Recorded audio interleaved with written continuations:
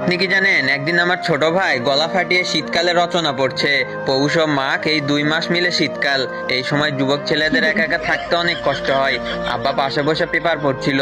ছোট ভাইয়ের শীতকালে রচনা শুনে পেপার রেখে লাফ দিয়ে উঠলো। ওই তুই কি পড়ছিস? ছোট ভাই বলল, আব্বা শীতকালে রচনা পড়ি। আব্বা বলল, এই রচনা কোন বইয়ে লিখেছে? ছোট ভাই বলল, আব্বা বইয়ে এই রচনা লিখা নাই, স্যার বলেছে এবার পরীক্ষায় রচনা আসবে শীতকাল, তাই বড় ভাইয়ের কাছ থেকে এই রচনাটা লিখে নিয়েছি, সেইটাই মুখস্থ করছিলাম। আব্বা বলল, ও তাইলে এটা বড় হারামজাদার কাজ। মনে মনে সন্দেহ আসিল, ডাক দে বড় হারামজাদাকে।